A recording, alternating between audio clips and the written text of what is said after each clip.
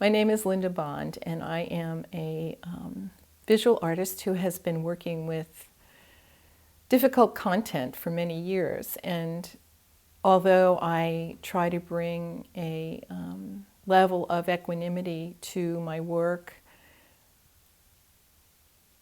I'm always searching for ways that can explore the alternative.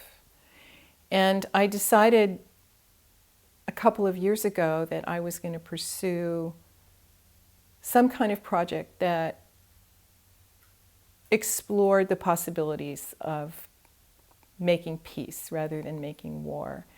And I did a lot of reading, and I came across a book called Half the Sky, which was written by Nicholas Kristof and his wife Sheryl WuDunn. And it explores the possibility of unleashing the potential of women, especially in conflict areas, and how the possibilities there can really contribute to societies that are less dependent on competition and conflict.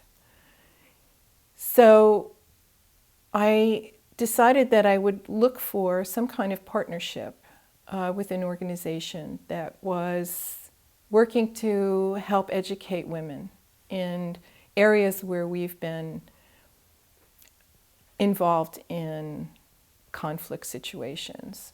And I, through a network at Brandeis University, where I have an affiliation at the Women's Studies Research Center, I met the director of an organization called Barakat. And Barakat has schools for women in Afghanistan and Pakistan, and they work primarily with Afghani women.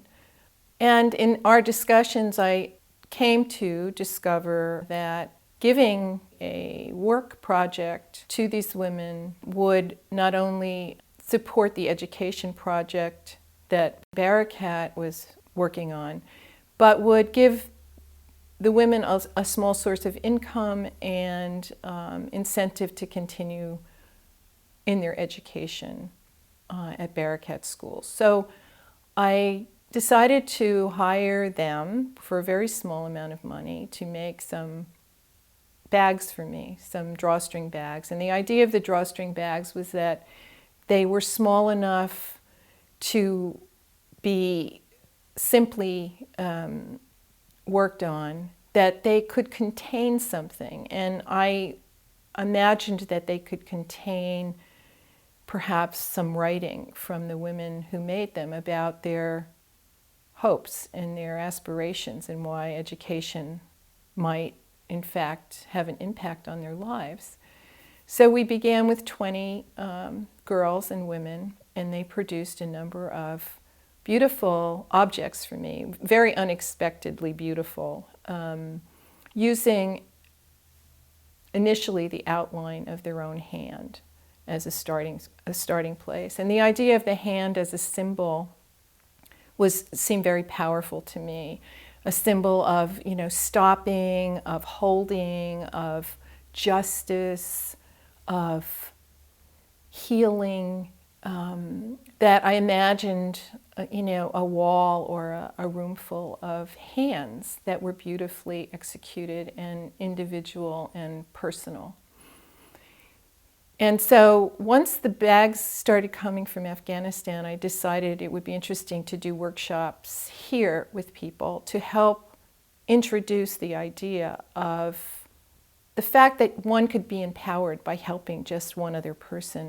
So I believe that trying different approaches to solving world problems one-on-one is a way to make a substantial difference in the world in a very positive, affirming way.